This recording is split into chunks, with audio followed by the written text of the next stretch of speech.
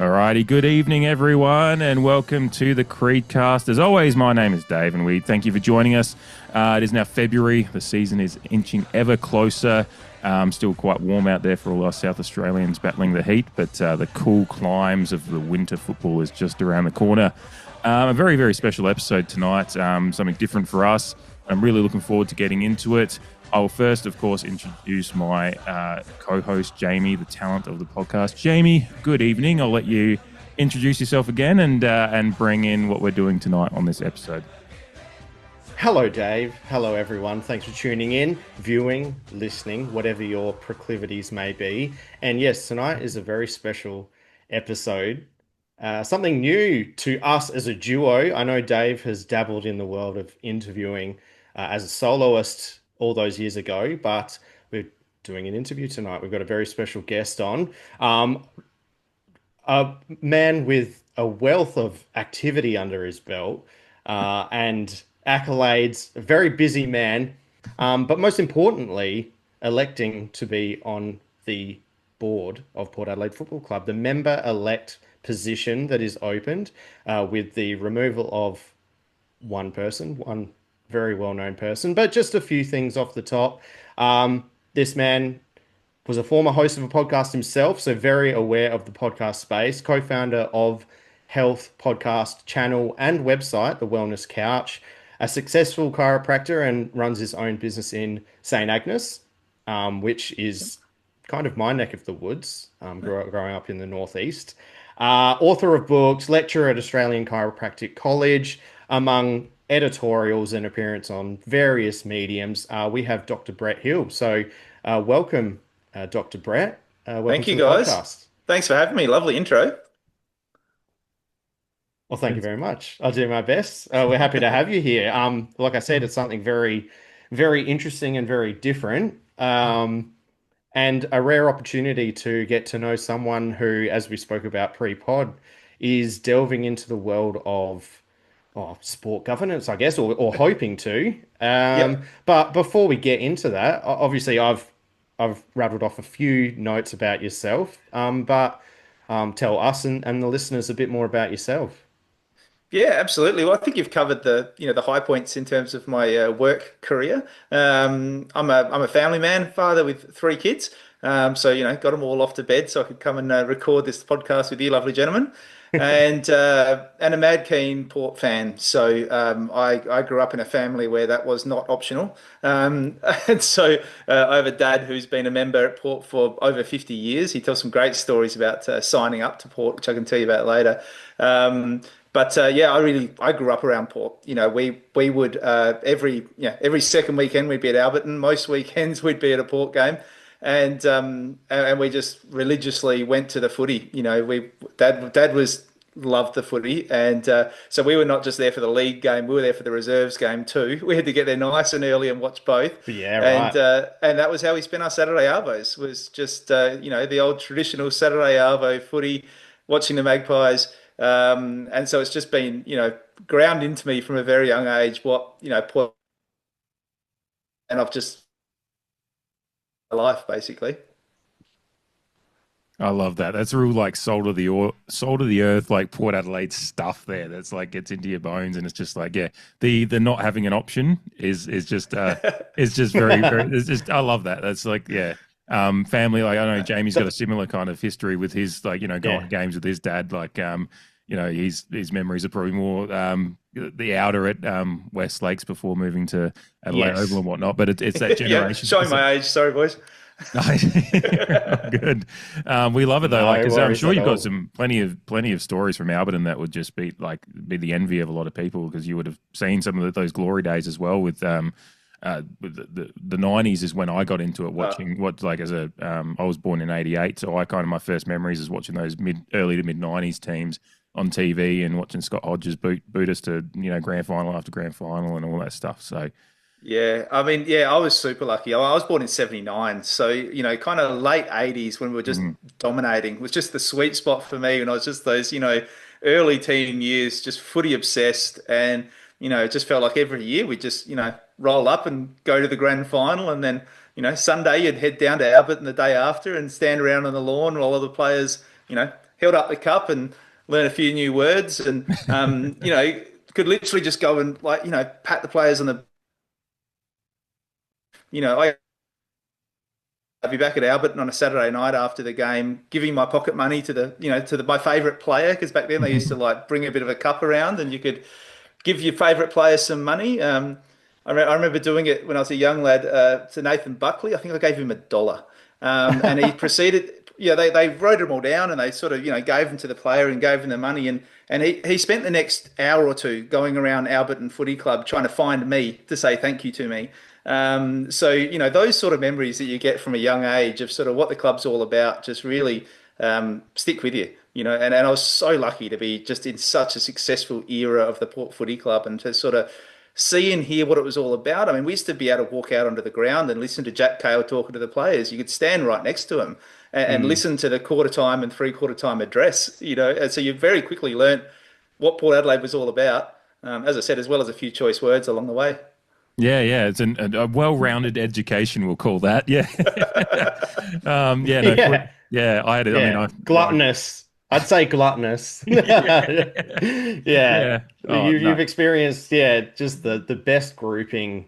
I mean, I know we've had a few in our history, but one of the best groupings of, TV is more prevalent. You got TV, radio. I like to just put the premierships out there, but to experience them firsthand, it's things that when I was growing up, I had to just enjoy through documentary style research, looking up on Wikipedia highlights, things like that, talking to my dad about it, of course, experiencing all of that. He goes on, this is a bit further back, but experiencing Russell Ebert's last game at Alberton and the fanfare that went along with that, like I said, a bit previous to the kind of era we're discussing, but just all those stories for people my age, and I was born in 91. I had to, it's all secondhand. But when you do delve into that, as I did as a teenager, I mean, it's overwhelming, but in a good way. And for me, it's what you go, oh, well, this is the best thing, like this is the club that we support, and all the history and tradition just sucks you in.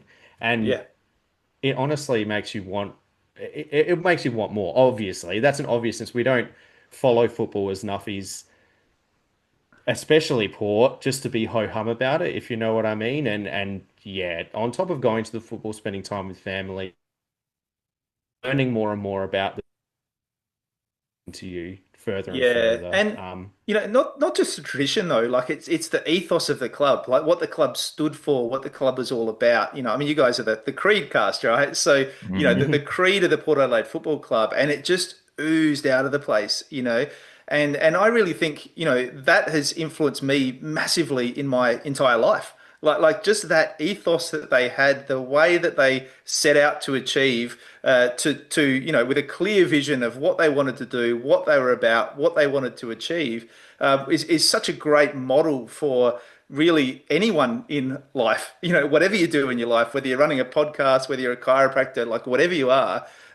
There's lessons there that just, like I said, just oozed out of the club in every little facet, whether it was the little, the sign on the wall as you ran out the race, whether it was like I said, the quarter time address, just everything about the club, just that ethos oozed through everything. And the members were a really central part of that. The experience you got as a member was just phenomenal, especially as a teenage kid. Yeah, absolutely. That ethos, you obviously brought CreedCast, and that's kind of why I went with that name in the end, was because and to your point about the ethos of life, it's like something that I take with me is like, all these things that we should be striving for and be unmatched in, whether it be daily life, whether it be just going on a date with my wife, or how I navigate a tough day at work. If I do the very best of my ability, and then that last part of the creed about if you've expended all energies into doing this thing and it still hasn't come quite off, it's not your fault. You've done everything you can, and I think that's a great way to look at life, and certainly bringing it back to the Port Adelaide Football Club. I think it's very important that it's just such a great ethos for life and for football, and I think it's been such a driving force for this football club. And certainly it seems like for you, and you, to bring it to the point of the discussion, for you are now going into the back end of this year, and and seeing a board spot open up, and obviously seeing the nomination, the AGM stuff come out, and the nomination become available. How was that decision? I mean, just to you personally, before we go into the process of it and what it's going to mean and Yeah. what you're going to do, how do you come to that decision that, I'm not I'm not nuffy enough. I need to go for a board member spot now too. Like, how do you kind of formulate that decision yourself? I think there's sort of a long answer to that and a short answer. I think the short answer is that it almost wasn't a decision. It was like it just came up and it was just right, and it was just like, you Mm, know what, this is something I want to do, and this is something I feel like I can have an impact, and I feel like I can help, and it's something I'm so passionate about that, like, why would I not? You know, mm, so it had been something I've been thinking about for a long time. I've been, I've had numerous discussions with some of the other member-elect board members about sort of what they're doing and how it's going and how the club's going and that sort of stuff.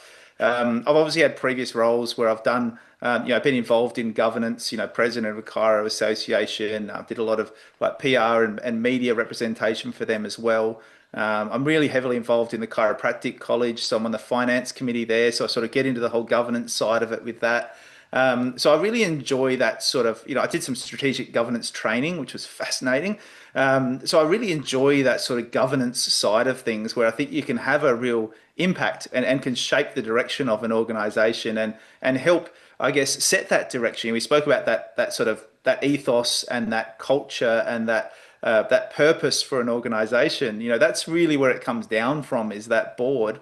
That's where you can have a real impact on that and really help shape it, or perhaps in the case of Port, sort of reshape it, and really have an influence. So I'd always been interested in it. I think I said to my mate, actually, my mate who I was doing my podcast shows with, I probably said to him, I reckon 10 or 15 years ago, I was like, one day I reckon I'm going to be on the board at Port. That's something I'd like to do. So it has been something in the back of the mind for a long time. Obviously, it's a massive passion of mine. But more importantly, it's a passion it's a passion for the club, and that I think there's something I can do. I think there's a way that I can help to make a difference for all these awesome people, these members that support Port, and for the goals of the Port Adelaide Football Club, to see if we can help them achieve them, perhaps a little more regularly. mm. Yeah, that's I love that. I love just the idea that you saw that as like a non-negotiable, and I actually love hearing that you had this thought like 15 years ago that this is going to be. So it sounds like it's something that's been on your mind for a long time as well. Like, now that I hear that, not like when it came up this time, you're like, this is a non-negotiable, but it's actually something that you've thought about.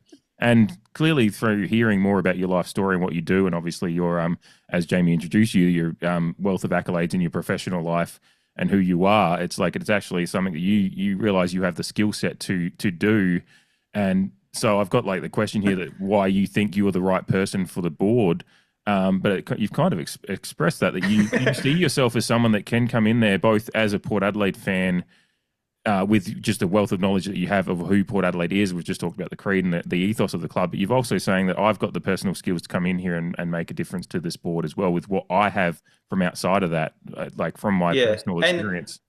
like if I had a chance to play footy for Port Adelaide Football Club, I wouldn't have done it because I was a really average football player, right? And so I would Well, never have right here as wanted to well. pull on the jumper. Like I would have never wanted to pull on that prison bars jumper because I just cared too much about Port to let the team down, right? Mhm. And I feel the same about running for the board. Like if I didn't think I could go in and have an impact, if I didn't think the impact I had would be positive on the Port Footy Club, I wouldn't do it because I cared too much about the footy club. I cared too much about seeing them do well and have success. It's so important to me, to my dad, to my kids, to our family, that I would never jump on board and try and do it if I didn't think I could have a positive impact. So I definitely do. And like I said, I lecture in philosophy at the Chiropractic College. It's all about like why we do what we do, that purpose and how that core mission drives everything we do and how that leads to successful outcomes for us and for people and for the community and that sort of stuff. So yeah, that's the stuff that I love. That's my kind of bread and butter, what I really enjoy and am interested in. So that's definitely stuff that I feel like I can have a really positive impact at that strategic sort of governance level. Mhm. Yeah. So obviously, assuming we're in a world where you get the position, And we'll come to some questions around the voting process and some of the competition you may or may not be coming up against. But Yeah. let's assume that you get the position on the board. And obviously, this is a board. You wouldn't be the one person making the call. It would be a No. collaborative effort. But what are your visions for the club? Or in a different way, what do you think the priority is for the club now, moving forward? Yeah, for sure. Yeah. So yeah, I mean, I would just be one member of a board, and I'm experienced at doing that. Like I'm experienced at working collaboratively with a board. And when I was a state president, we also had a national board that we had to work with as well. So that kind of those priorities I understand. I understand the governance aspect of it, for what you can and can't share, and what you can and the board makes decisions together. And so there's stuff there that obviously I want to be able to go in and have an impact, and I'll just be one of the board that can help make that happen, and hopefully be able to have some influence. But if I can have some influence, I think I think the board's done a great job. There's no doubt in the financial side of things. I spoke to Richo at the AGM about this last year and said, look, you guys are nailing the financial side of things. There's no doubt. And he was sort of, jokingly said, well, yeah, that's great, but no one cares, Yeah. and I pulled him up on it, right? Because I We said, can look, buy you a know what, dog that's now. not, Come on. yeah, exactly. But I did pull him up on it because I said, no, we do care, right? Because what we're about is winning premierships. And if we want to win a premiership, we have to be able to give our players the best facilities available. We have to be able to give them the best of everything. We have to be able to compete in this cutthroat AFL environment. So I think what they've done from a financial side of things, not just to keep us afloat, but to make us viable and competitive, is super important. And I reckon they've done a great job of that. And so, I think that side of things we've got nailed in. I guess the thing for me is I think there's a couple of areas that I think we can do better at.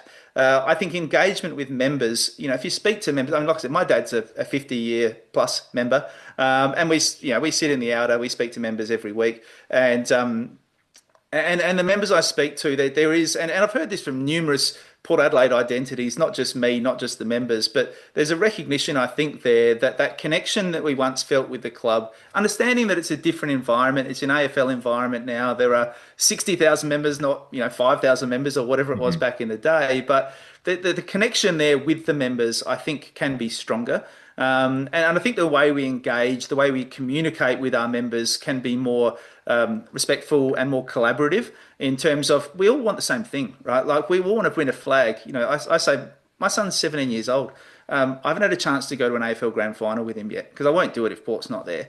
Yeah. I want to go to an AFL Grand Final with him, right? So I think engaging with our members is really important. I think focusing on football is really important. Making sure that we're doing everything we can to create an environment where the players just have the best chance to win a premiership. And I think accountability is a really important part of that. You listen to those old timers. I remember listening to an interview with Greg Anderson, play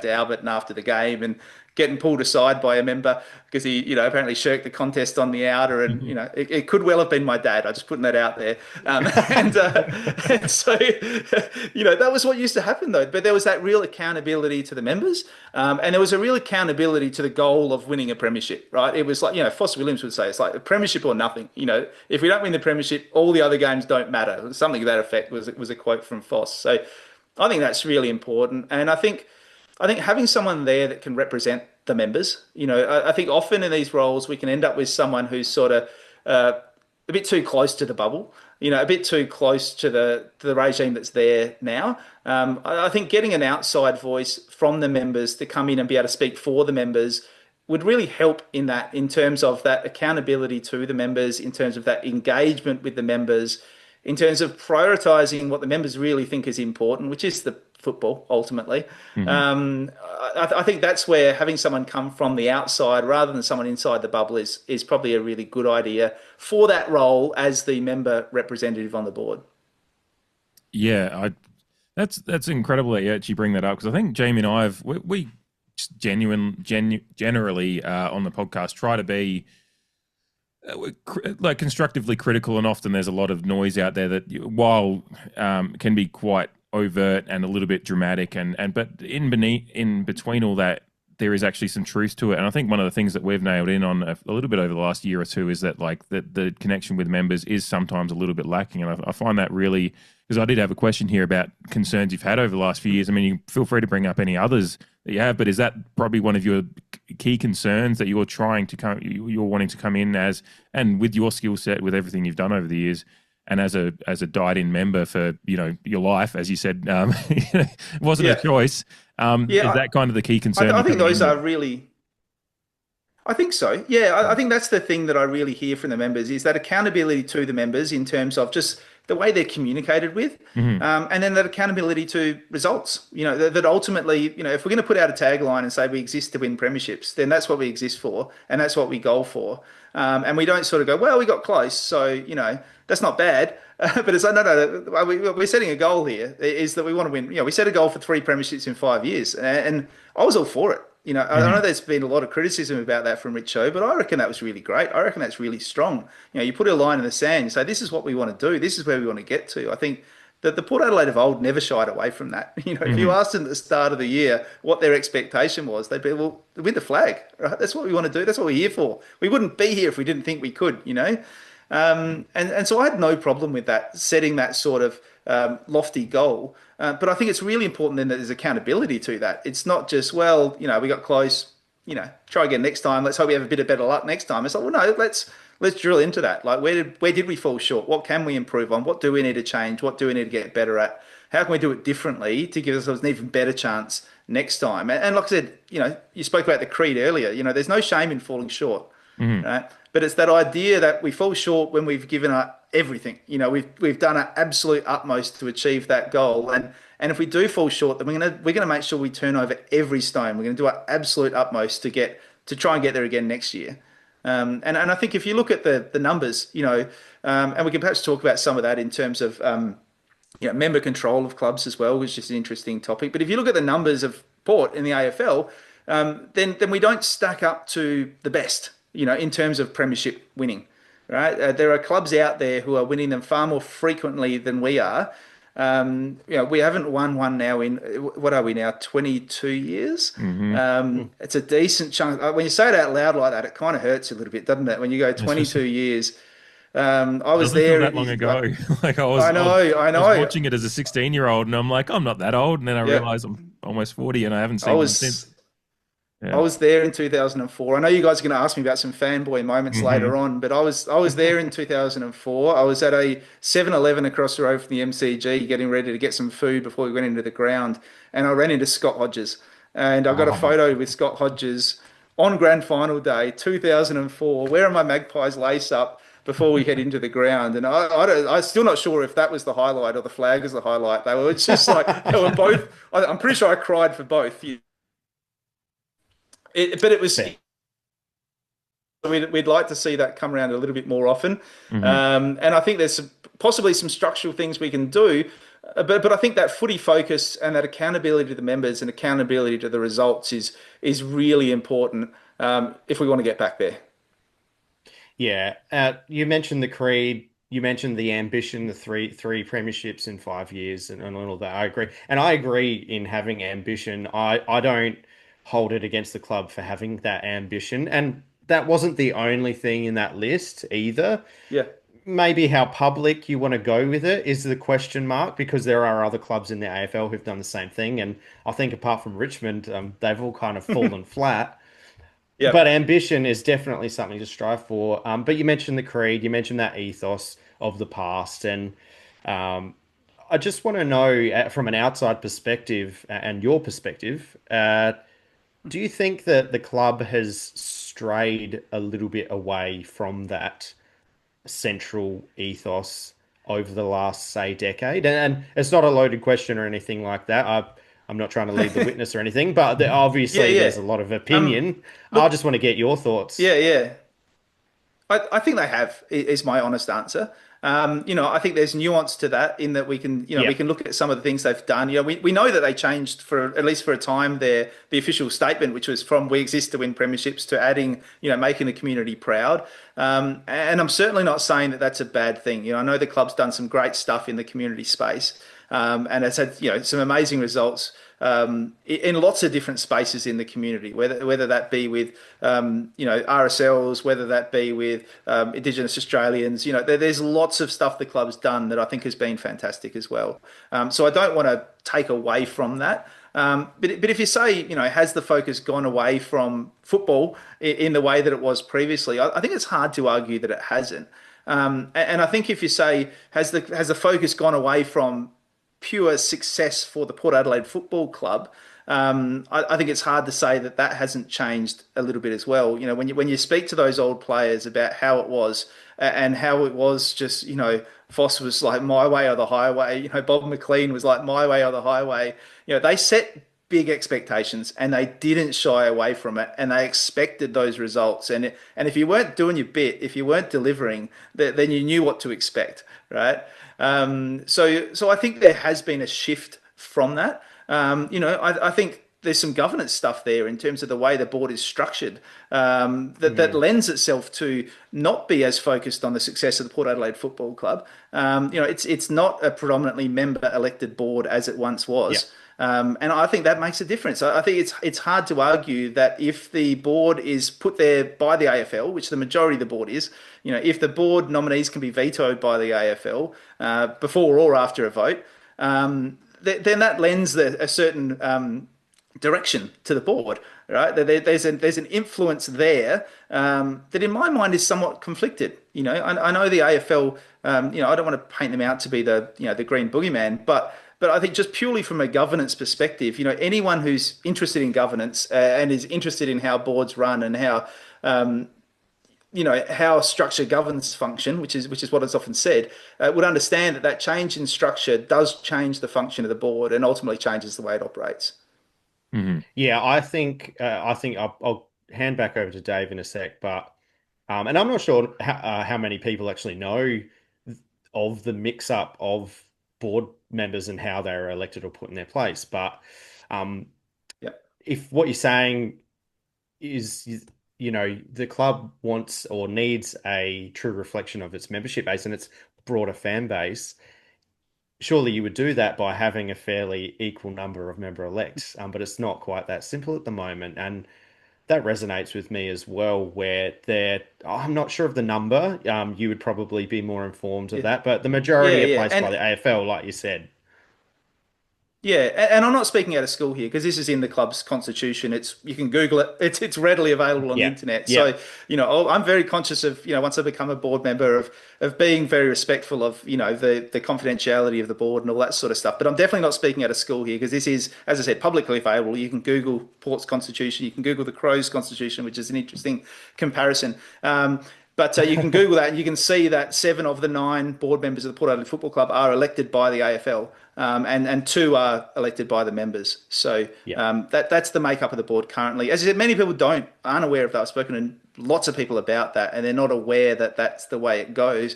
And they're not aware that actually even the member elects have to be vetoed by the AFL as well, and can be removed by the AFL at their discretion as well. So it's a pretty hefty influence on the board. It really is, and it's something that there has been a lot more probably. I mean, with some of the high profile news around our board over probably the last 12, 18 months, has been probably a few more fans have become aware of it, and you have fans just.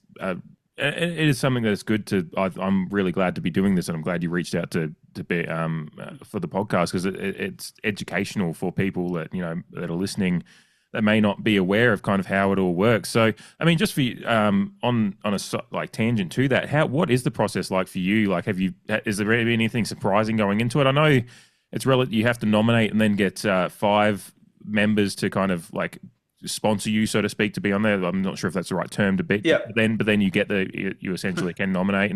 But what has the process been like putting yourself out there for this as well? Like, you talk us through it a little bit just for a couple of minutes. Yeah, I mean, I was pretty aware of it going in. As I said, I've had a number of conversations with previous member-elect board members, and have talked to them about their campaigns, and have talked to them about their role on the board and what they were doing and stuff that I thought about the club and what could be done differently and that sort of stuff. So I've sort of been quite engaged with it for some time, and so it wasn't really the process wasn't a surprise really. It's pretty straightforward. Like you sort of you nominate, and you get sent a link to a website where you can put your details in. You can put the details of, as you said, your 5 members who are going to be your seconders to get there. And then you go through, as I said, a vetting process. So they sort of send you an email, say, look, we acknowledge that you've been accepted. They say, well, the AFL is going to go through the process of sort of checking you. They do a police check. They do all this sort of stuff. All of the dot the I's and cross the T's to make sure that you're an upstanding citizen. And somehow I scraped through, so that was good. And so and then it's then it's a matter of they do provide you the names of the people who are also nominated, and then they give you an opportunity to say, well, look, between now and when the names get released, which I believe is the 10th of February, between now and then you have the option of sort of pulling out if you decide that you change your mind and you don't want to go through that process. So that's kind of where we're at.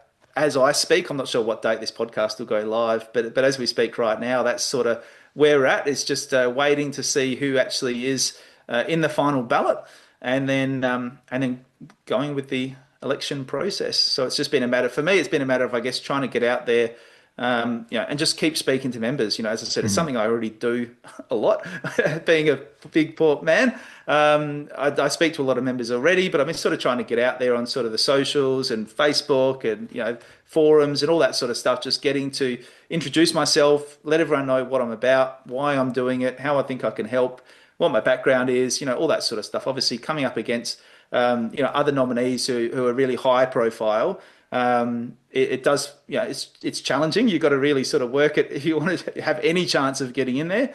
And so that's what I've been doing, is just getting out and talking to members. Mm-hmm. Yeah, sorry to cut in, Dave. You mentioned the various ways that you're trying to reach out, Brett, and I noticed, I think it was on the True Believers Facebook page as well, where we kind of connected.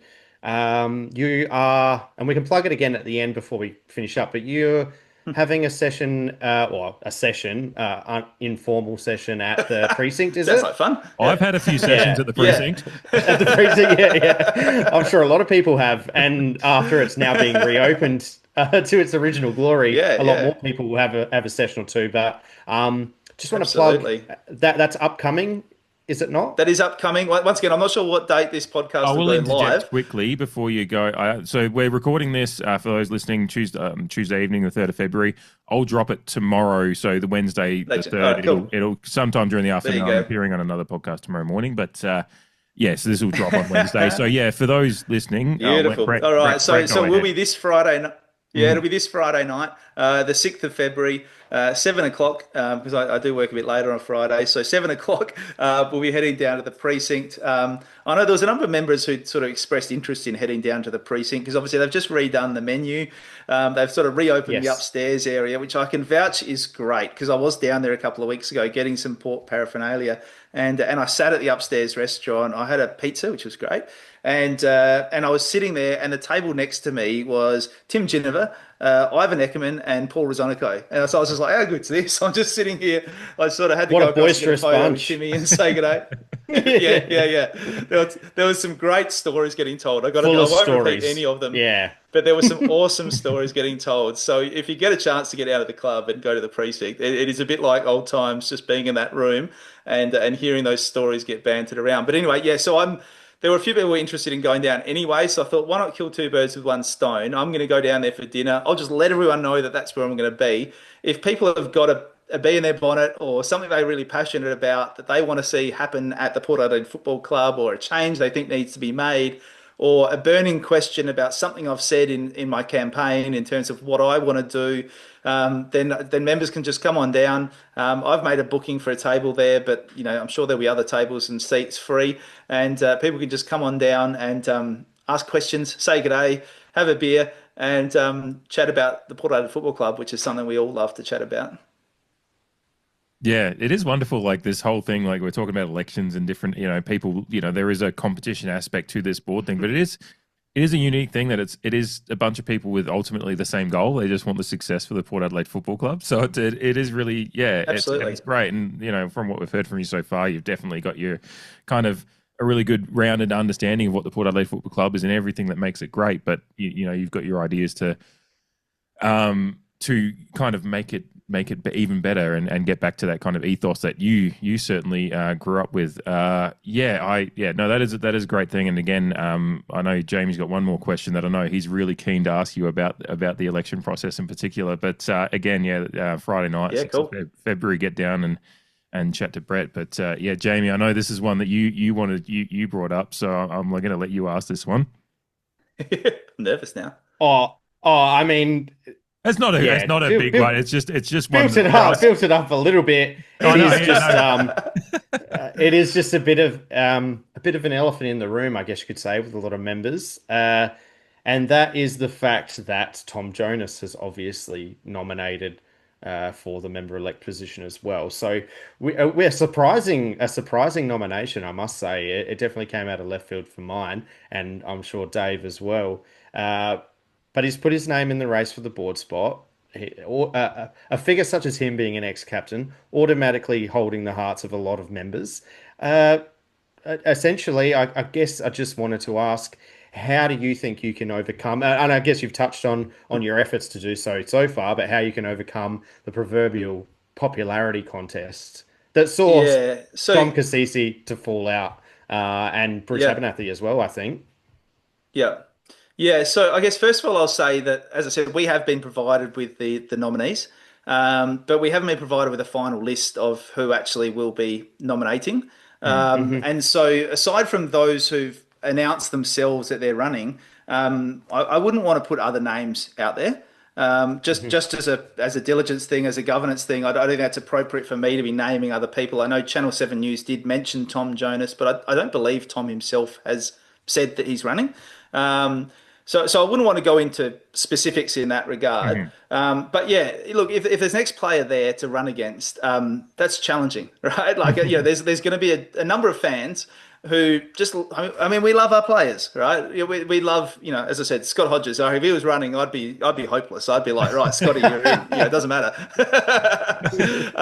So, there's an element to us that just loves our players and loves our club. And, we know them, we like them, we trust them. We've heard them speak. We've seen them over the years. But I guess, the question I would ask the members to think about is just, what do they want in their member-elect board member? There are 7 other spots there on the board that can be filled as they wish by the board. If there are people there that they really want to bring in because of their strengths, because of their skill set, because of their whatever, there's opportunities there for them to do that. But I'd say if as a member, I want to make sure that the member-elect board members are people who are there to represent the members. I think there's a benefit to that person being from outside of that bubble. Someone who isn't sort of a recently retired player or administrator. And so, I think in terms of what we're talking about, in terms of connection to the members, in terms of accountability to the members, I think having someone outside of the bubble is probably the best fit for that role, for what I want to see from a member-elect board member. Now, it's going to be up to other members to decide what they want to see and what they feel is most appropriate and what they want as their member-elect on the board. But from my point of view, I think that's important, and I think that's a significant point of distinction that I can bring. Very, very diplomatically done, both in skirting the just ex-players that whoever may be there, and then and very, very well put. It is something that's been well, and you're right. He hasn't announced it. At the end of the day, it is just all based on a Channel 7 report. So, which we know with Port fans is can be fraught with danger trusting those reports. So we'll leave that be. But no, it's a very, very good point to get away from the fun side of it. It is actually a very, very good point you make, Brett, about the member-elect spot and and you brought it up before about the 7 of 9 spots not being something that we have any autonomy over. So using those spots to bring some member voice in, which yours is very much out from outside the bubble, but with a deep love of Port Adelaide Football Club. It's a great way to kind of encourage people to think about it that way. And it's certainly something that's been on my mind even before this chat. About where my vote's going to go, because of my vote in previous ones, I might have gone to a more popular figure, but it's been something I've been thinking about with the news of the past 12, 18 months as to how to, utilize that vote and your name's popped up. There's been a few other names popping up in the forums and whatnot of people that are starting to publicly announce that they're a part of it. And you kind of look at those a little bit more and go, look, let's actually give these people like yourself more attention and not just go with the popularity vote, as Jamie said, could be part of the sway for some people that don't look into it. But I'm sitting here now encouraging, as we're listening to Brett put a very, very great case forward for himself. Listen to these people that aren't just the names that you've seen on the team sheet in previous years. Yeah, and when that news did break, we was that in the was that in the off season? I can't remember. We were due to record an episode, so it came up anyway. And I think we made a point to say that if anyone else was to pop up and put their case forward, that we would certainly take them on face value, and we weren't making any decisions at that point in time. It is easy to let the heart flutter and things like that when previous players or administrators or coaches, etc., want to get back involved with the club, and the fans seem to just always want it until, I don't know, they say something wrong or they're not the exact fit that they were looking for, and then they get a bit, oh no, I wanted that, but I didn't want that. But yeah, the point we did try and make the point that we were going to go into this member election period with open eyes and open ears. And I guess what I would say to those listening or watching on YouTube is to do the same, because of course, if you remember, because it is the power, much like any state or federal election in a democratic society, it's our one vote. We pay our money. We are blessed with the luxury to contribute to the club. And if you don't, then don't complain. But yeah, it is a point that I just wanted to reiterate, because yeah, it is quite easy sometimes to just fob it off a little bit. But if you're a paid up member, I would assume you care. Yeah, there's a huge percentage of members that don't vote. I mean, I think last campaign was one of the most highly voted member elect campaigns we've had. And it was still far less than a majority of the members who voted. I've heard various numbers there. I don't know the accuracy of them, but it was significantly less than half of the members that voted in that campaign. So there's a lot of members who don't, and I would highly encourage members who are listening, who do care about the club, whoever you want to vote for, just to get out there and vote. A lot of members are frustrated at not feeling like they've got a voice at the club at the moment, and so this is your chance. Like, this is your opportunity to get out there and have your say in a way that tangibly matters.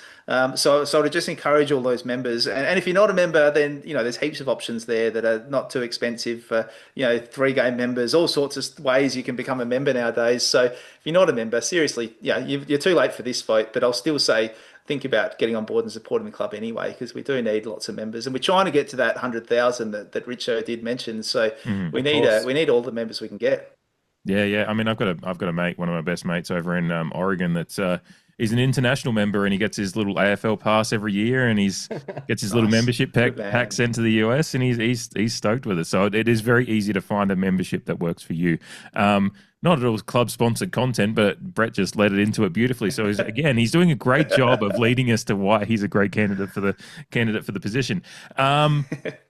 If you have anything else, Brett, that you want to add into this point, because we'll get to maybe just another 15, 20 minutes of just fun about our Port fandom in a moment, but just anything more that you want to just tie a bow on your case for the position now, before we get into having some fun stuff, which will probably just enhance your argument more anyway, because we're going to talk about our love for the club in a moment. But I'll let you go. Excellent. 15 minutes might not be enough, mate. We might just jump it out to an hour. We're good to go. But look, I think we've covered pretty much all of it, to be honest. I think pretty much everything I wanted to say. And probably the only thing I would add to it is that I'm really committed to being a representative for the members. And so, it's easy to come on before a vote and, talk on podcasts and get on the forums and, go around and chat to people about the footy and say, well, I'm going to do, but I guess what I would say is my commitment is that I'm not going anywhere after the election. If I'm on the board, then I'm still going to be there. Obviously, being really mindful of the governance, being really mindful of what I can and can't say, and there will be times when there's stuff that you can't say, and that's how boards operate, right? But I'm committed to communicating with the members. I'm committed to listening to the members. And engaging with the members. So, stuff like this dinner we're having on Friday night, I see no reason why that can't happen after I've been elected as well. And I think stuff like that matters to members. And I think stuff like that matters to the club in terms of that ethos we spoke about earlier. That is, those members are the lifeblood of the club, and they're where the soul of the club sits, without wanting to get too sort of woo-woo, but it's like, that's where the club is, and the history of the club and the tradition of the club and the ethos of the club is kept alive by those people who've been there for a long time and have an absolute passion for the club and seen the club succeed. And like I said, we all want the same thing, which is a Port Adelaide captain lifting up that cup on the last day of September or whatever the day they're going to do it nowadays. But, we all want the same thing. And so I'm not going anywhere, I guess, is the last point I want to make. Yeah, no, that's great. And that's, I think most people have become aware of how the board stuff works because of, again, a previous member who was very vocal beforehand and then was pretty respectful of actually the process once he was on the board in Treadray, and he was respectful of those limits as to what he could say out loud. And some people I think learnt through that process that's what you have to do. That's part of it. And I think most, hopefully listening again, will understand. I love that you're saying you're not going anywhere, but you got to be respectful of the position, and that's part of it. That's governance, and these are things. There are certain things that happen on boards that have to stay with the board until such time as it gets spoken about in public forums. But that's great. And absolutely, the fact that you're going to and decisions made by a board are board decisions. You know, and that's one thing you learn when you do governance is you can't have one board member go, well, I didn't vote for that. Yeah, exactly. It's happened at other football clubs. A couple of the other football clubs who haven't been super successful in the last little while have had board members doing that, and it doesn't end well. It doesn't create harmony. It doesn't lead to the success of the football club. So you need to have board harmony, and as I said, board decisions are board decisions. And so that's part and parcel of being on a board. Yeah. Yeah, you're a collective. Yeah. You're not a hive mind, but there is a part aspect to it that it's just like we've come to a decision, and this is what it is. I'm really I've loved this chat about the board stuff, and I'm really, really excited to see how it goes for you, and certainly you've provided us a lot of food for thought, and only enhanced your position to me, being that we've literally just kind of met across this journey of this week, so doing this podcast, but really, really excited for the process. And look, we'll plug this again at the end, but I believe the date that the the voting opens is the 13th of February, close on the 24th of February. So that I think you'll get the list. You said the 10th is when that'll release, and people will be able to start looking at all the options, and then so again, between the 13th and the 24th of February, you'll get to vote for your choice. So again, put some thought into the decision. It is a really, really important thing, and really, really obviously very, very important to you, Brett. So and again, plugging that date, and again, we'll do it one more time at the end this Friday night down at the precinct to go have a beer with Brett and chat about your love for Port Adelaide. And we'll get into the love of Port Adelaide. And I'm just going to open it up right now. I feel like I know your all-time favorite player already just based on the chat so far. But is it Scott Hodges? Yeah, I'll tell you what, my favorite number is still number 11. Anytime anyone asks me for a number, it's like number 11. It's Scott Hodges by a mile. Yeah, I was a massive. I mean, like I said, that was my era. I was a teenage boy when Scotty was kicking 153 goals in a season. How can you not love that? It was just phenomenal. So I mean, there were many, many favourites, but Scotty was the top of the tree for sure. Yeah. I know Jamie's got a question which might be a part of this, but it could be outside of it as well. Yeah. I think we've kind of just learnt this throughout the course of the podcast, though, haven't we, Jamie? Yeah, exactly. So Yeah, wanted to ask this one early on. And again, we probably already knew it off the back of the board chat and the name that kept getting dropped in Scott Hodges. And look, no qualms with that pick. I don't think there'll be many arguments with a Scott Hodges being, but there's a question that I had in my mind, and just behind the curtain a little bit, Dave and I, as we move forward with our podcasting journey, we would like to do more interviews with people of many different persuasions, if time permits. Um, but I wanted to ask this question, and there's no right or wrong answer. And again, we may already know the answer, but who made you fall in love with football? Oh, that's a great question. I mean, ultimately, it was probably my dad, Yeah. because that was our thing. It was just going to the footy together. It was our thing that we did growing up, and he was just so passionate about it. Like, anyone who's seen, there's probably a bunch of people out here who've seen, heard my dad at the football. He's a passionate. It probably is my dad. That's, as I said, that's our thing. Like, we still go, we still have our tickets. We sit next to each other at well, Adelaide, I was about to say Footy Park then, geez, at Adelaide Oval, and we did at Footy Park and we did at Alberton, and so that's our thing that we do together. So I'd have to say it's probably my dad is number one. Second to that is probably, I reckon, John Cale.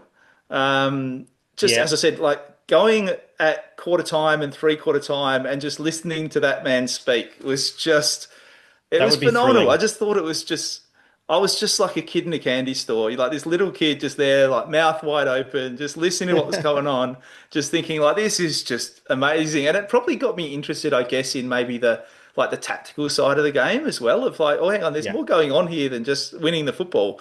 There's strategy going on here. There's tactics. There's positional moves. There's all sorts of stuff going on that I guess makes footy super interesting. So that's probably the other one I think was probably actually yeah, John Cale. Um, and then I think beyond that, it's probably just, oh, I mean, there's so many I can think of, but it's really, it was the culture in the club rooms on a Saturday night after a game. Like if Port hmm had won, or even if Port had lost, and you're back at Alberton after a game and do an interview, vibe in the room, everyone's happy, everyone's, patting each other on the back, sharing stories, having a beer together. There was just something about that club atmosphere that was just so appealing, just like somewhere to belong. You couldn't beat it. Hmm. Yeah, fantastic answer. And it is. I'm very glad we went with that because footy is more than just your favorite player, and there's a lot of things that go along with that. You mentioned going along with your dad, and I feel that very personally too. That was my introduction at, again, Footy Park rather than Alberton Oval. While and let me tell you how jealous I am of people who had the Alberton upbringing, because Footy Park for someone who started going in Well, '07 was some trying times, I let me tell you, tell you.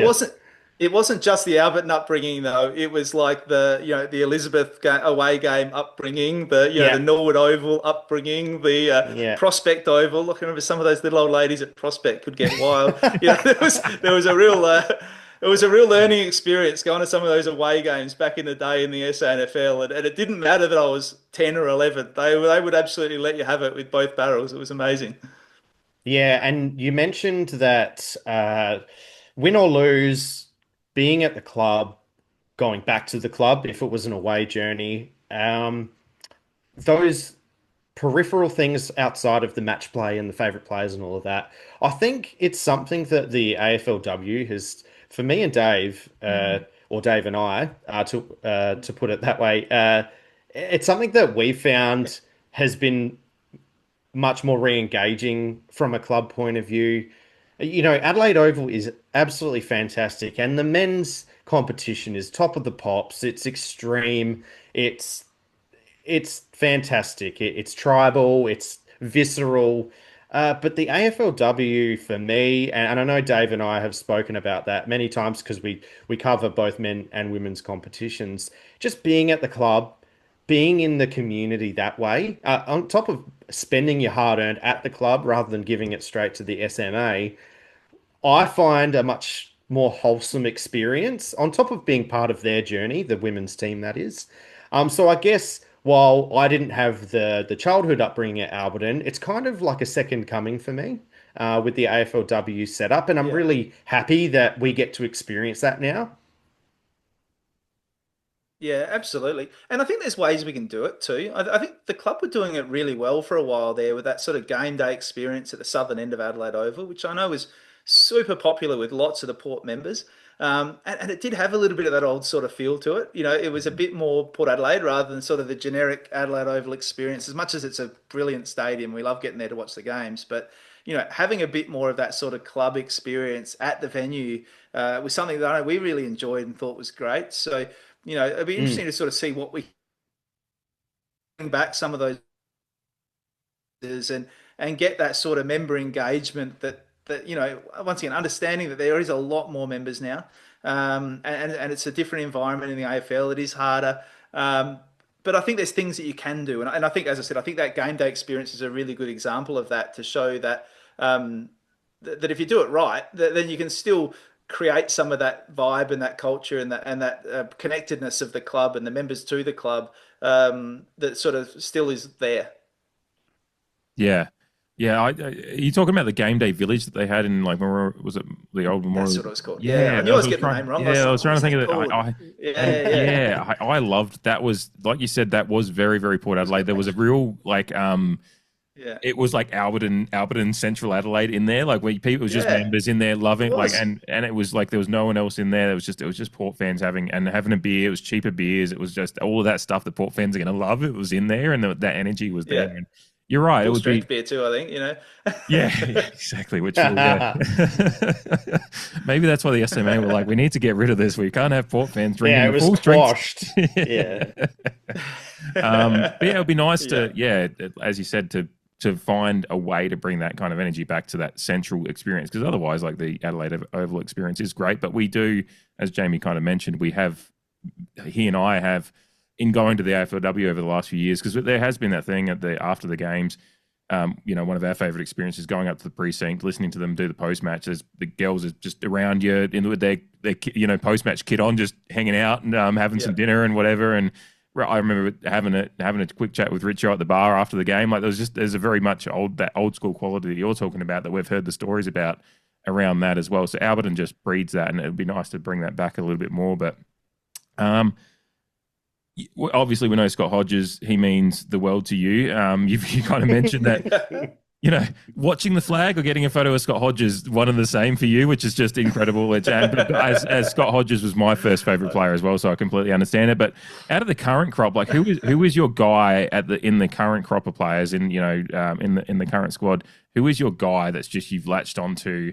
And it can be, and you can mention the women's team as well. But who's your player from yeah. now that is just that has grabbed your attention in a similar way to Scott Hodges grabbed the younger version of you in the past? Yeah, I mean, I got to be honest. I remember the first time I saw Mitch Georgiades kick for goal, Mm. and there was just a little bit about Mitch's goal kicking action that I thought, do you know what? That's just a tiny little bit familiar.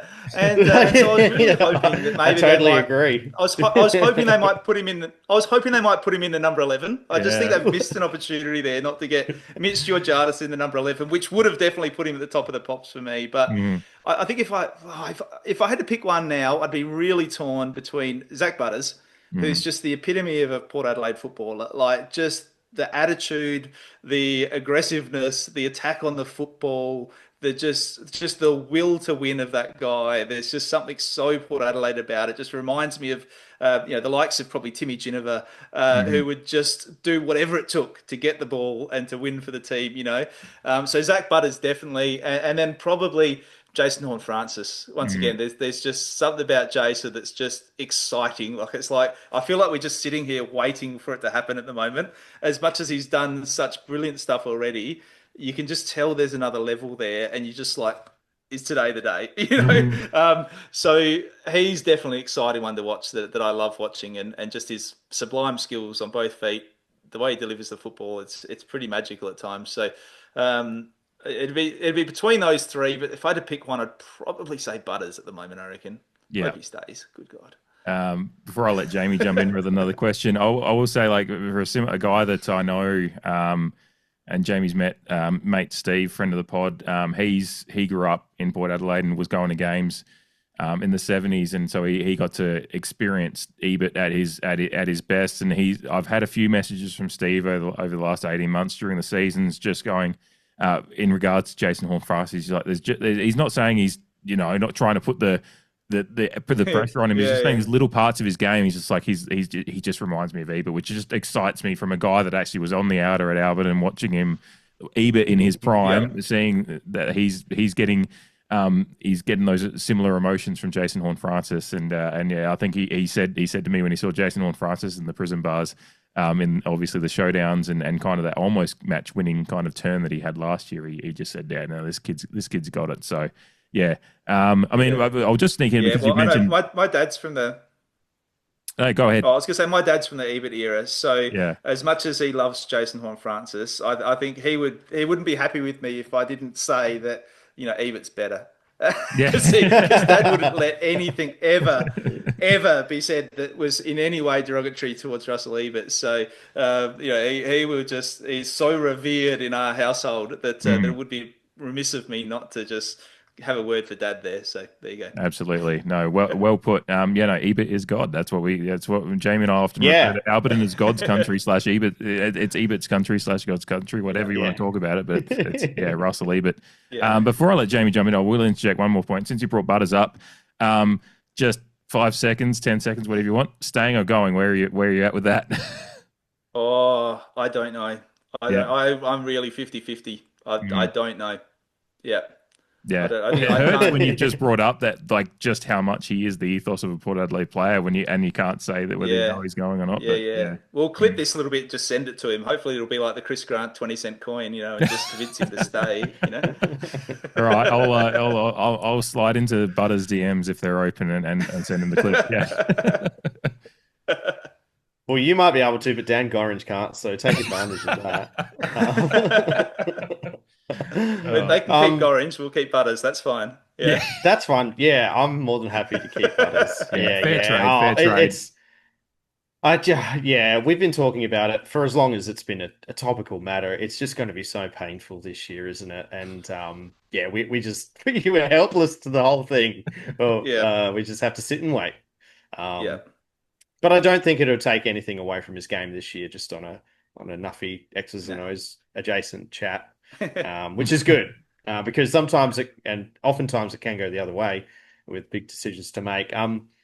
You mentioned you've obviously told the stories about going to the games and whatnot, but did you actually grow up in the Port area, or was it kind of a journey down to Alberton from somewhere else in Adelaide? It was a journey down to Alberton. So the story is actually because my dad is sort of like Sejuna, area. And so Thevenard are the Magpies. So Scott Lysett, Thevenard Magpies, I believe. Yep. And so, so my dad moved to the city at 16, just looking for a club to follow. And was like, well, the Magpies, it's got to be the Magpies because that's where he'd come from in Thevenard in the country. So that's how we ended up being Magpie supporters. I actually grew up in the eastern suburbs. I'm sorry to tell everybody. I know people will hold that against me, but just think of how firm of my principles I had to be growing up in the eastern suburbs, going to school in the eastern suburbs as an absolute dyed-in-the-wool Port supporter. If Port lost the game, I would absolutely cop it everywhere I went. And then I had a practice for 15 years. I had a practice for 15 years in Burnside, so I was just copying it every week. As much as I know it's not the traditional Port heartland, I like to think that there's been a certain level of, character building and resilience built from those times of being in the eastern suburbs as a dyed-in-the-wool Port man. So, yeah, no, there's definitely, as Jamie said, character building. Yeah, I was, similar, but I went to high school through the choking years up until I was, my senior year was 2005. So I went through high school and every year when Port, because I was obviously crowing about Port every year when we were finishing top of the table, we're going to do finals well. And then obviously fell away for a couple of years. So yeah, copped it, but then I returned serve quite well in 2004. So it was Well, character building for sure. yeah, my favorite one from school was the year I can't remember. I think it was 93 or 94. The Woodville West Torrens Eagles were dominant all year, and there was a I was going to say it wasn't really a friend, but a guy who went to my school who was a massive Acquaintance. Woodville West Torrens, and he was just giving it to me all year, telling us how we're going to get flogged by the Eagles, how the Eagles were too good, rah rah rah, giving it to me all year. And then at that stage, I used to actually work at Footy Park. So I was one of those like ice cream sellers that walked around with a little tray of ice creams. I thought that was a Just pretty your ice creams. Oh, Yeah. that was yes, yes. that was a pretty good gig for me because I got paid to go and watch Port play footy. So I thought this Yeah. is pretty good. But on this day, in the grand final, first quarter, I think it was, Scotty's gone off with an injury, got stretchered off the ground. The Eagles are pumping us, and every time I walk past this kid, he's just absolutely giving it to me, you know. And Very sure famous enough, grand final. Mhm. very famous grand final. Second half, Port comes back. Scott Hodges rises from the dead, comes back on the ground, kicks I don't know how many goals in the last quarter to win the grand final Oh, for boy. us. And I just remember walking past that kid selling my ice cream, didn't say a word to him, just gave him the biggest smile in the world and just walked on past and just let him absolutely stew in it. So that's my favourite memory of being an Eastern Suburbs boy growing up supporting the Magpies. That's Yeah, now we incredible. can be we can be crass. You're electing for the board, but that's what we call a shit-eating grin, and I would be there right there with you. So, Yeah, it was very oh, enjoyable. epic. Yeah, fantastic. And then that grand final, Port Adelaide Football Club of the past have clipped up in those PTV like mini Yeah, video things, so and good. that's what I'm talking about. That's where my secondhand love for the past has kind of been born, just Yeah, watching yeah. those Go check it videos. out. And Go watch it if yeah, you haven't seen yeah. it. And I mean that's what they attribute us getting the second license to is that grand final kind of Yeah, they lay a lot of not blame, that's the wrong word, but you know what I mean. yeah, They yeah. attribute that But the grand players final of that to era us talk about it. getting How much we had to win to prove that we deserve that second hmm license and how important it was. And you think back to some of those players, like Timmy Ginniver, who didn't get to go forward onto the AFL list, and what he did to win those games, what he did for the club, just absolutely bled for the club and got us over the line in those games and got us to the point where we could be in the AFL. Massive. So many sacrifices from so many people in that era, not just players, but board members who, were absolutely torn to shreds for what they did in 1990 and Mhm. absolutely copped it. But, it was, once again, it was always the ethos of the club. Foss said, we want to play and win in the highest competition possible. And that's what they always wanted to do. hmm And they did it. They stuck to it. And it was hard and it was challenging, but they had that ethos, they had that mentality that they were just going to do it and make it work, and they did. They became the only club in the land to get elevated from a state league competition into the national competition, outside of Victoria. It's a monumental achievement, and the more you look back on it, like I was young when that was all happening, but the more you look back on it, the more you think, those were people with principles. Those were people who knew what they stood for and knew what the club was about and what they wanted for the club, and they just didn't let anything get in their way. Yeah. Oh, hmm they stood fast to a vision, and Hook that's it to kind of my veins. yeah. I know, and you know what? It resonates, and this is the thing I find fascinating. It resonates with all ages. Like you Mhm. can talk to kids who are 12 now about the history of the Port Adelaide Football Club or the Prison Bars Guernsey or or the ethos of the Creed, and they love it. Like they Mhm. love it. They think it's awesome. They love people love having somewhere they can belong and something they can believe in, and so having a strong culture, having a strong purpose, having a strong mission, holding people accountable to that, is not something to be shied away from. It's actually something that makes you strong Yeah. and can make your club great. And we were the most successful club in Australia. And there's no reason. People say we can't be like the SNFL anymore. We can't expect to win the flag every second year. And I agree, right? It's harder in the AFL, but we can strive to be the best club in the land, right? We can, look at the records of Geelong, of Richmond, of Hawthorn, even the West Coast Eagles doing it from outside of Victoria. They've had a lot of success and consistent success. And so we don't need to benchmark ourselves against the SNFL or the past. If everyone wants to say, well, the past, you can't relive that anymore, that's cool. But we can benchmark ourselves against the best of the best in the AFL right now. And that's what we should be trying to be. Yeah, there's absolutely contemporary examples of what success in the modern AFL can be. There's Yep. multiples of them, whether you look at, Hawthorn having a really strong period, then dropping down, but then coming back up again because of the Yep. values of their club kind of stay Yeah, strong. And Hawthorn won a flag every decade for, what is it, like 60 years, isn't it? yeah. Something like And that. even West Coast, you could say, Well, and we had two until last decade. So, yeah. Mm. yeah. Um, Oh man, yeah, no, you're absolutely correct though. There is examples of what we can do in the AFL system to be more consistently successful. And yes, we've been, we've made finals a few years here and there, but we haven't gotten to the even making the grand final and then winning them because there's other clubs that are making them, losing some and winning some, and that's kind of the next level, and that's where we can get to. I mean, speaking of grand finals, I wanted to ask you this question. Because you've mentioned going to the 2004 one, I assume was a formative experience as a Port Adelaide fan. So I'm going to exclude Yeah. that from this discussion. I might also, I won't exclude it, but I'll exclude finals from the discussion because I want to get a little bit more niche. There's been a lot of games that Jamie and I can point to in our history as fans that we've gone to, minor round games that have been just incredible moments, whether it be, last minute winners, limbs, all that stuff.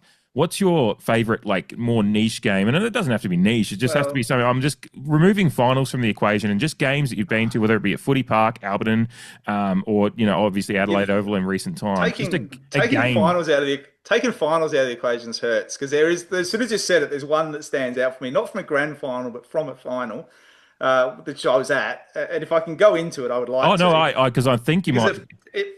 It feeds into our theme, but when Scott Hodges kicked that goal I can't remember what they called him back then. Was it the prelim final against Norwood at Footy Park? Yeah. And I'd gone along on that day. We religiously sat in the middle of the outer. Like we had our seats, Footy Park, middle of the outer. That's where we always were. And for some reason, on this day, I'd gone with a mate from school who had members tickets. And so we were up in the members, top row of the members, right at the fence line, literally hanging over the rail of the top tier at Footy Park. We were literally right. I know everyone says this, but we were literally right behind Scott Hodges' kick on that windy day when no one had been able to kick a goal. Scotty had missed one earlier from, I don't know, 15 or 20 metres out. He got that free kick like 45 metres out in the boundary, just an impossible kick to kick on a windy day like it was, and just off the boot, it never was going to miss. It was just the most phenomenal kick I've ever seen in a game of footy. Even though it was just a drop punt, it was still the most phenomenal kick I've ever seen in a game of footy. And so that is definitely a somewhat niche highlight, I guess, from a Port game.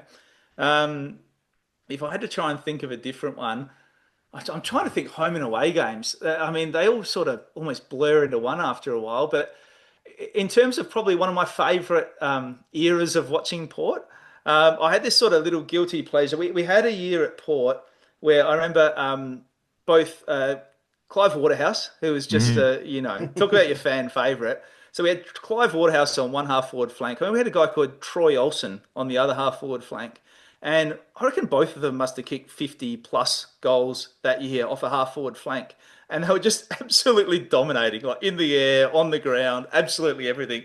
And it was one of the most joyful seasons to watch, was just these two, just absolute entertainers, just kicking goals from absolutely everywhere. So I can't remember a specific game from that season, but I just remember the joy of watching those two go about their work in that one year where they both just absolutely lit it up. Yeah.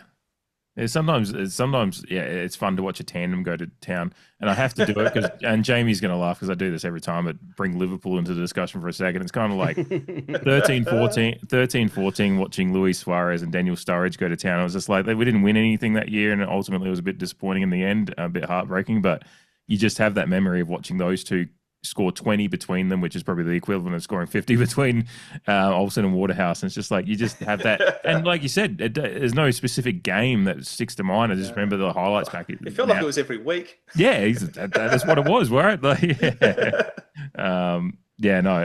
incredible. I mean, do you have is there a Adelaide Oval game in recent time that you've been to that just like brought back that emotion of an Alberton? Yeah, there's two.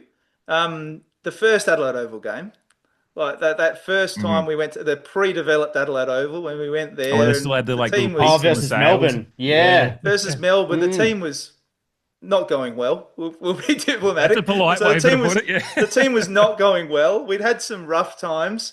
I'd come back from Sydney. So I studied in Sydney. So I actually went from Sydney to the MCG for 2004.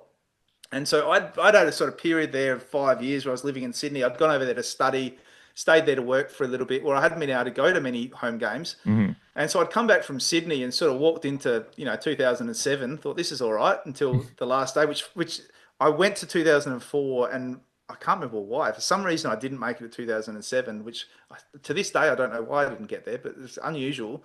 So I picked the right one.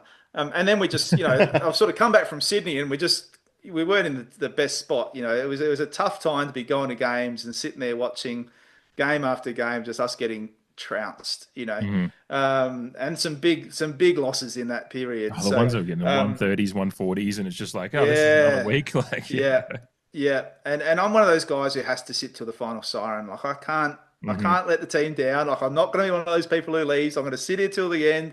I'm Yeah. going to, I'm going to take the bad times because I've had a lot of good times in my life, and I know that if I take the bad times, then I'm going to enjoy the good times when they come back. So I'd sit there till the final siren, and it was pretty tough at times. So that Melbourne game was definitely just I don't know. It was just it was almost like a line in the sand. There was like there's something different now. There's something to look forward to. There's a bit of hope for the future that maybe it's not always going to be like this. And so that was a great game. And I've got to say, Boki's farewell. Boki's farewell was Oh, just, it was yeah. so emotional. Like there was just the Yeah. atmosphere, the noise, just the feeling on the ground. It was beautiful. So I thought there was, and I got to be honest, I went into that game with pretty low expectations. Like it had been a bit of a tough year. There'd been some frustrations around, what had happened and the coach and all that sort of stuff going on. And so, you sort of gone into that with pretty low expectations of like, well, let's.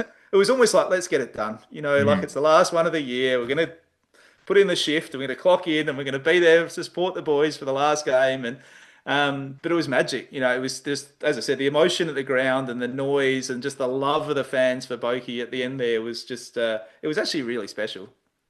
Oh, yeah. I actually watched that entire replay like a month ago. Yeah, in the middle of summer, just like and on a high from the Australian cricket team, but just Yeah, it was home with my 4 month old, and I was like, you know what, yeah, I love that game, and yeah, I was there, of course. And what I find very interesting is like you said, everyone went in with low expectations, but deep down when you get a few goals up at a certain point in the game, every Port supporter's switched from I have low expectations, just get it done to I'm not accepting a loss now. yeah, yeah. And we had Oh, to win mate, as soon as we started playing well, we had to win yeah. that game. Mm. And I'm like that so as soon and as the the first theater of it siren all. goes, mate. No matter how I've walked into the game, I'm like that as soon as the first siren goes. Like I think I'm not going to build it up this time. I'm just gonna, Yeah, yeah. I'm not going to get. And then the first siren, I'm like, yeah. It Exactly. just, Yeah, you yeah. just can't help yourself, can you? Yeah, it's I Not at guess all. Not it's yeah. white line No, fever you for go, fans, Dave. isn't it? We all Yeah, go into a game with a just a preconceived notion of what we think might happen, but as soon as that siren goes, we go, yeah, all right, now we're winning. Yeah, yeah. It's like yeah, that game earlier in the year when Geelong ended up trouncing us at the Oval. It was just like for the first quarter, I was like, yeah, we might beat Geelong today. And at the end of the day, I was like, well, I'm not surprised, but at a certain point, I had yeah. hope. Like, Yeah, we're suckers. Hope's what kills you, isn't it? yeah, yeah, but that's why we keep coming back too, and then that's why you're nominating for the board, I guess.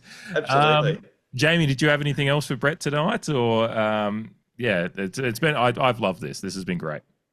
Yeah, no, it's been great, and it's been great to properly chat with you, Brett, and do something a bit different. For us, we get stuck in our ways, just nuffy chatting about games, previewing and reviewing games, which we love to do, mind you. But yeah, it's been great to have you on. Look, yeah, nothing comes to mind. We could prattle on about our favorite memories on and on, but Yeah. Well, I wasn't uh, expecting to get to reminisce so much, so this has been an absolute pleasure. I've been enjoying the little trip down memory lane. It's been fantastic. Oh, we love it. We often go off on tangents, on pods and reminisce.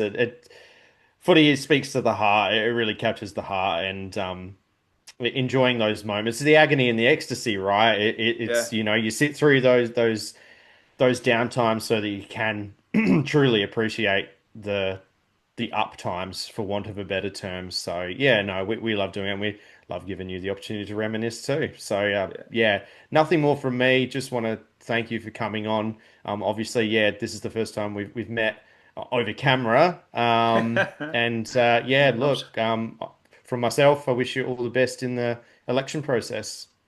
yeah, thanks, guys. I'm sure we'll catch up at a game now. Now that we've put a face to a name, I'm sure there'll be a chance at a Yep, game this year to catch up and maybe have a little cheeky beer and watch a little bit of footy and do absolutely. some more reminiscing. And yeah, let's get for all the members out there. The vote's coming up. As I said, the names come out I think on the 10th. Vote starts on the 13th. It's your chance. It's your chance to have a say. And I know many have been frustrated and felt like they wanted to have a say and that they wanted to have more of an influence. So, now's your chance. So make the most of it. Make sure you do vote. Make sure you do have your say, because it is an opportunity for us as members to have our say, for us to speak and to have someone speak for us. So, really think about it. Think about what you want from your member elect, and just make sure you get out there and vote. Absolutely. That yeah, no, very, very succinctly put, and a wonderful way to finish. And yeah, you've done yourself no disservice on appearing on this podcast tonight, which usually some would say appearing on the CreedCast would be a disservice. But you've again added, like Jamie coming on this podcast, he's been added talent to it, and Brett once again has added even more to it. It's been a wonderful episode, and I've really, really enjoyed. Obviously, always enjoy Jamie's company, and really, really enjoyed yours too as well, Brett, tonight. So, and once again, just one more plug. Brett's going to be at the precinct this Friday on the 6th, on the precinct on the 6th, to say good day to everyone and have a beer if you want, and just Yeah. chat about chat about Port Adelaide football, reminisce, talk to him about Scott Hodges. You'll get him chatting until the precinct is kicking Better you be out. careful. So Yeah, what time do they close? Yeah. yeah, exactly. Maybe Scott Hodges will be down there. Who knows? And then it'll be Well, one hell of a night that may not get talked about. There'll be what stays at happens at the yeah. precinct stays at the precinct. But really, really appreciate your time, Brett. And until next time on this podcast, Khan the pair.